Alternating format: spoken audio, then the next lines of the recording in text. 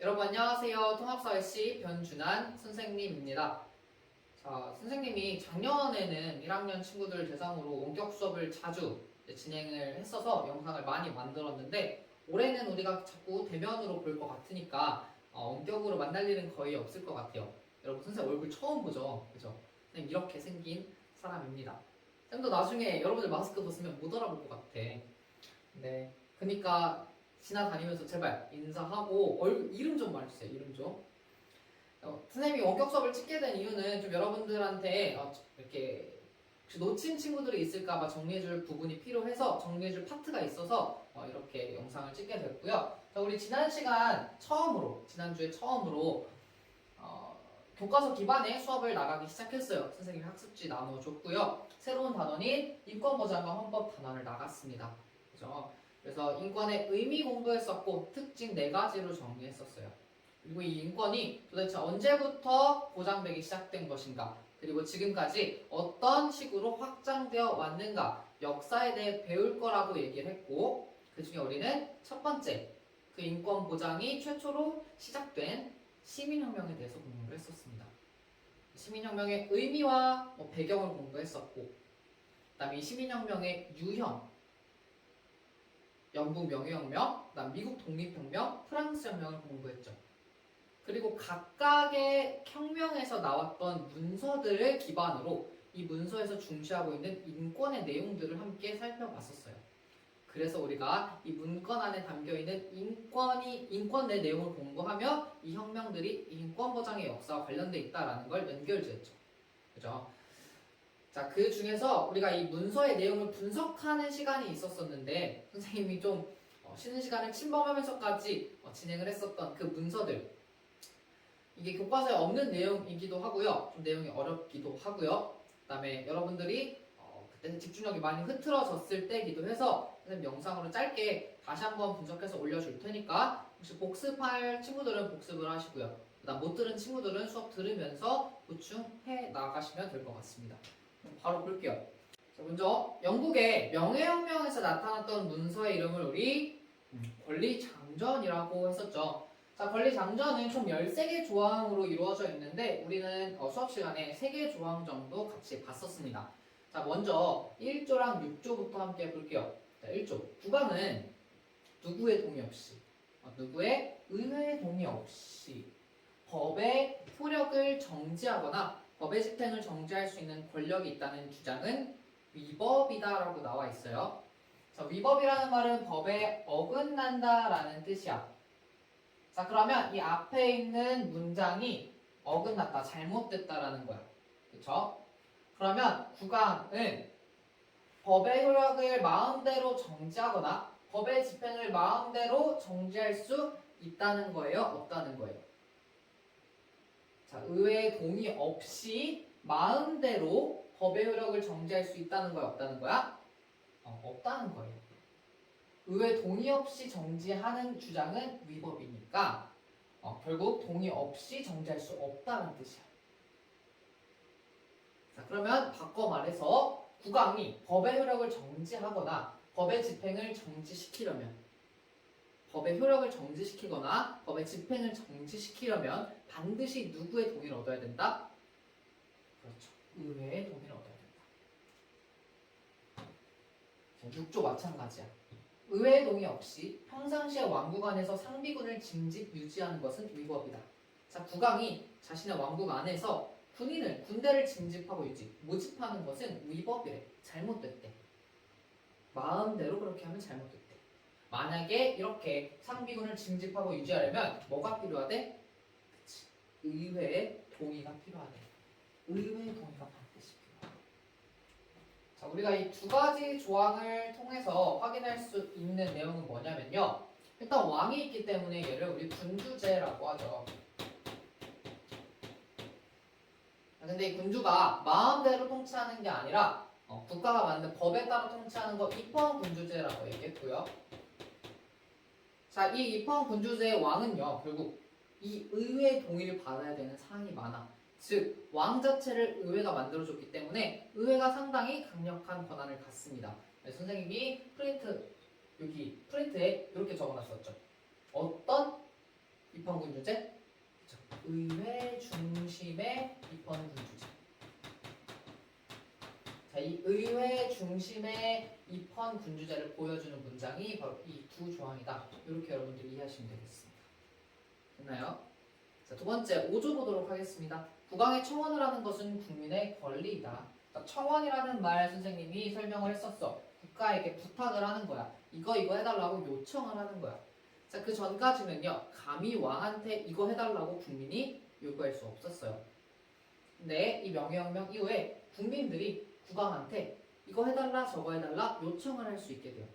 그럴 수 있도록 이 권리정전에서 보장해주고 있어요. 이게 결국 나타내는 건 국민의 자유와 권리가 드디어 보장되기 시작했구나라는 걸 나타낸다는 거죠. 그래서 이렇게 저렇게 해달라라고 한 국민들을 구금하거나 즉 감옥에 가두거나 박해, 괴롭히는 거, 고문하고 박해하는 것은 위법, 잘못된 것이다 라고 주장하고 있습니다. 그래서 우리가 이 권리장전이 나타난 명예혁명을 시민들의 권리와 자유를 보장해준 어떤 인권보장의 역사의 첫 부분에서 공부하게 된 겁니다. 됐죠? 자, 두 번째 미국 독립선언 보도록 하겠습니다. 자, 미국 독립선언은요 조항이 역시 이렇게 문장으로 구성되어 있다고 했죠. 자, 문장 중에 일부분을 선생님이랑 볼 건데 일단 미국 독립선언의 독립은 영국으로부터 독립이었어. 영국으로부터 독립해서 미국은 앞으로 민주주의 국가로 살아가겠다, 나아가겠다라고 얘기했다고 했죠. 그 내용들을 함께 볼게요. 자, 모든 인간은 평등하게 태어났고 창조주는 양도할 수 없는 일정한 권리를 인간한테 부여했다. 자, 창조주가 하늘이죠. 창조주는 하늘이야. 하늘이 양도한다는 건 넘기는 거야. 넘길 수 없는 일정한 권리. 그러니까 아주 중요하겠죠. 넘길 수 없는 건 그만큼 중요하다는 뜻이겠지. 그런 중요한 권리를 인간한테 부여했어요. 인간한테 부여. 넘길 수 없는 아주 중요한 권리를 하늘이 인간한테 부여했어. 자, 이걸 뭐라 그래? 하늘이 부여한 인권, 천부 인권이라고 한다 했죠. 그래서 요 첫 번째 내가 지금 박스 친 게 나타내는 게 천부 인권을 보여주는 문장이다 라고 보시면 돼요. 자, 두 번째, 생명권, 자유권, 행복, 추구권은 이러한 권리에 속한다. 자, 생명권, 자유권. 우리가 생명을 박탈당하지 않고 빼앗기지 않고 살아갈 수 있는 권리, 자유롭게 살아갈 수 있는 권리, 행복을 추구할 수 있는 권리. 이런 권리는 하늘이 우리한테 준 그런 권리의 내용이라는 거야. 너무나도 기본적으로 중요한 권리라는 거야. 그래서 우리가 이걸 이제 인권이라고도 하는데 인권 중에서도 법으로 보장해야 할 만큼 기본적으로 중요한 권리, 기본권이라고 얘기해요. 얘가 기본권의 내용을 보여주고 있는 겁니다.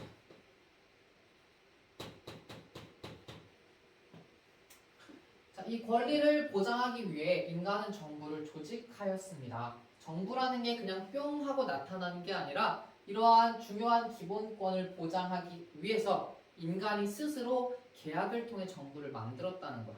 이걸 뭐라 그래? 계약을 통해 국가를 만들었다. 사회계약설이라고 했죠.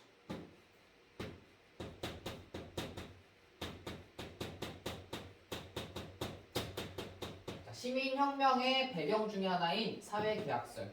자, 이걸 통해서 사회계약설이 이러한 시민혁명에 영향을 미쳤다는 거 우리가 확인할 수 있네요. 자, 그 다음에 정부의 정당한 권력은 국민의 동의로부터 나온다. 자, 정부는 일단 권력을 가지고 있죠. 정부는 권력을 가지고 있는데 그 힘은요, 국가가 그냥 가지게 되는 게 아니라 국민이 동의해줬기 때문이라는 거야. 국민이 권력을 가질 수 있도록 인정해주고 동의해줬기 때문에 국가가 권력을 가진다는 거야.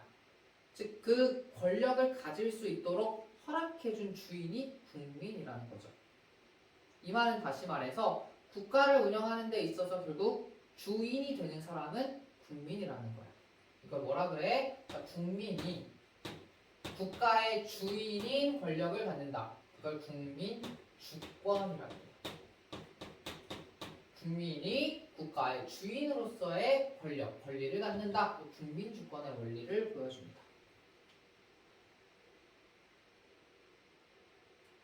어떤 형태의 정부라도 이러한 목적을 훼손하는 경우, 이러한 목적이라는 것은 정부가 어떤 개인들의 기본권을 훼손하는 경우, 이렇게 해석하시면 될 것 같아요. 개인의 기본권을 침해하거나 기본권을 보장해주지 않는 경우. 자, 그런 경우에 그러한 정부를 바꾸거나 없애고 국민이 안전한 행복을 가장 효과적으로 보장할 수 있는 새로운 정부를 구성할 수 있다. 자, 내가 동의해준 국가다. 내가 만든 국가가 나의 기본권을 보장해주지 않아. 나의 기본권을 침해해. 자, 그러한 경우에 국민은 스스로 이 국가를 없앨 수 있어요. 스스로 바꿀 수 있고요. 스스로 없앨 수 있어요.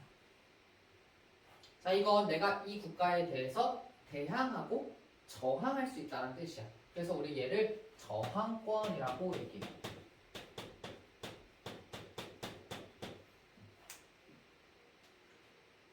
자, 내가 지금 적은 이 많은 것들이 민주주의 국가에서 나타나는 기본적인 특징들이야. 그래서 선생님이 앞에 뭐라고 적어놨냐면 근대 민주주의의 원리가 나타난다고 해요. 이 지금 많은 것들이 모두 근대 이 시민혁명 이후에 나타났던 여러 국가의 민주주의에서 보여지는 특징, 즉 근대 민주주의의 원리입니다. 됐나요? 그래서 우리가 미국 독립선언을 통해 이 많은 것들을 분석할 수 있고 이건 결국 근대 시민혁명 이후에 민주주의가 보여줬던 특징들이다. 이렇게 정리할 수 있습니다. 됐나요? 세 번째, 프랑스 인권선언 가보도록 하겠습니다. 자, 프랑스 인권선언은요, 원래 총 17개의 조항으로 나와 있는데요. 우리는 그 중에서 4개의 조항만 좀 보도록 하겠습니다. 먼저 1조부터 볼게요. 자, 인간은 자유롭고 평등한 권리를 가지고 태어나서 살아간다. 자, 자유롭고 평등한 권리가 있는데요. 인간에게는 자유롭고 평등한 권리가 있는데요. 그 권리는요, 우리가 태어날 때부터 가지고 있는 거예요. 태어날 때부터 가지고 있다는 건 누가? 어떤 개개인이 태어난 후에 개인이나 국가가 주는 게 아니라 태어날 때 이미 하늘이 나한테 줬다라는 거예요. 자, 이걸 무슨 사상이라고 한다고? 그쵸, 천부 인권 사상이라고 한다. 인간에게 그 자유롭고 평등한 인권이라는 건 하늘이 부여한 거다라는 뜻이죠. 자, 2조, 모든 정치적 결사의 목적은, 자, 이거 수업 시간에 쌤이 너무 간단하게 얘기했는데, 자, 정치적 결사라는 말은 우리가 어떤 인간들끼리 살아가기 위해서 만들어낸 조직 같은 걸 정치적 결사라고 생각하시면 돼요. 대표적인 게 국가예요. 국가.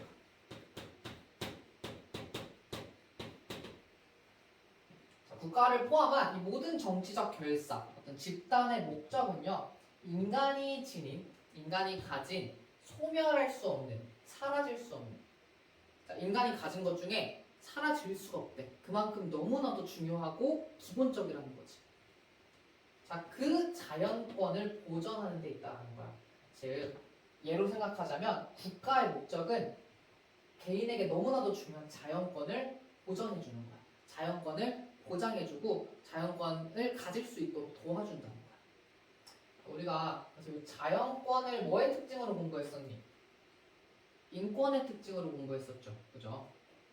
그래서 법이 없더라도, 국가가 없더라도 자연적으로 중시되어야 하는 권리를 우리가 자연권이라고 했어. 그죠? 그런 자연권을 국가가 보장해줘야 된다는 거야. 근데 그러한 자연권에 어떤 것들이 있냐? 자유권, 재산권, 신체 안전에 관한 권리, 우리가 안전하게 살아갈 수 있는 권리, 그리고 억압에 대한 저항권, 나를 억압하는 것들에 대해서 저항할 수 있는 권리. 자, 요런 게 너무나도 중요한 자연권이라는 거야. 그러면 내가 말한 지금 이 자유권부터 저항권까지가 인간이 가져야 하는 아주 기본적인 권리, 즉 기본권을 보여줍니다. 근데 인권이자 이 기본권 얘는 어떤 특징을 갖는다? 법으로 보장되기 이전에 이미 보장되어야 하는 너무나도 중요한 특징을 갖는다. 그래서 자연권이라고 한다. 이런 기본권은 자연권적인 특성을 갖는다. 그런 자연권을 보장하기 위해 국가가 만들어졌다. 이렇게 해석하시면 되겠습니다. 됐죠? 3조 보겠습니다. 자, 모든 주권의 원리는 본질적으로 국민에게 있다. 자, 주권, 국가의 주인인 권리는요, 국민한테 있다. 자, 이게 바로 국민 주권의 원리입니다.